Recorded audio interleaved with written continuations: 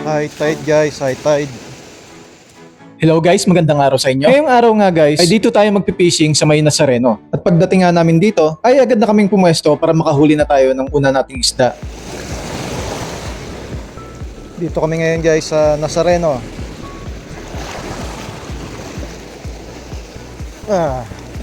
Tayo natin guys, syempre. High tide ngayon.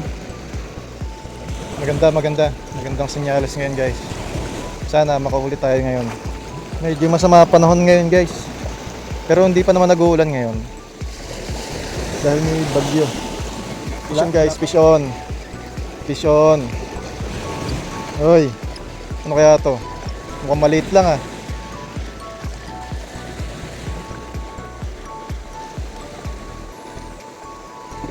Ay. Wala po guys. Pero maliit lang. Napakawalan natin, liit pa yun. Napakawalan ko pa.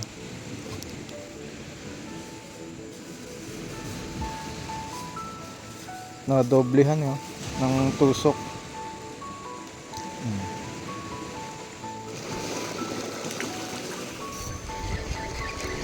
Yan guys. Fish on. Oy, lumalaban. Oy, malaki to guys. Ay, lumalaban eh. Hoy. Hoy, malaki. Malaki lapo. Eto, okay na to.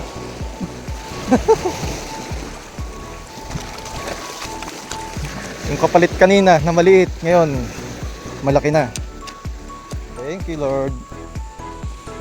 Yun lang, kapag maliit, pag maliit yung isda, ibalik para may kapalit, diba? Okay. Nice. Nice catch.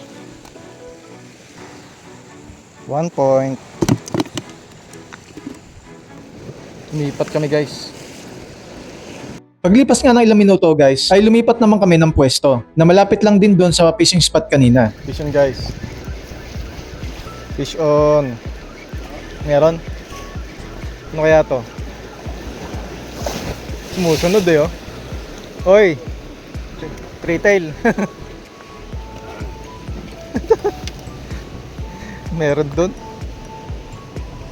Triple wrasse. Open your mouth. Nako. Hindi lunok. Nako. Wala. Triple wrasse. Pagkatapos nga ng ilang minutong pagpipishing doon sa pangalawang fishing spot, ay lumipat ulit kami ng ibang pwesto. At dito nga guys, ay nakakita kami ng daan papunta doon sa fishing spot. Ngayong araw nga guys, hindi namin alam kung bakit walang masyado nagpaparamdam na isda. Pero ang naisip lang namin na dahilan ay dahil siguro kagabi ay maliwanag ang buwan. Kaya yung mga target namin mga isda ay hindi nagpaparamdam dahil maaaring nakakain na sila kagabi. Ayun, hinihila. Pakol ba? Oh, mukhang pakol nga. Pakol nga, pakol.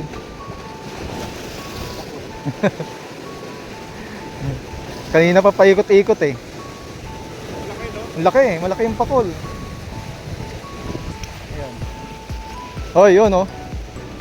Lapo-lapo. Laki.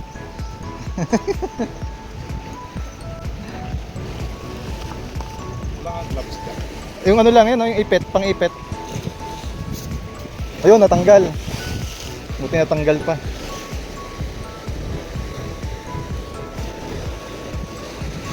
Wala na yung pain.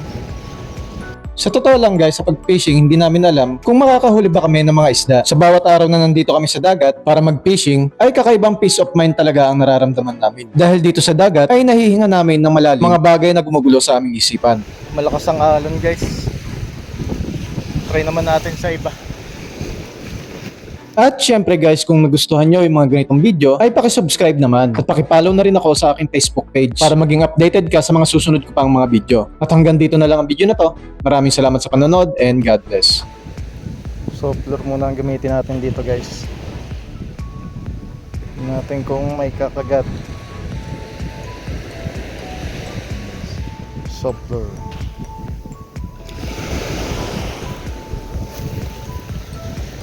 Gamit natin guys ay softler.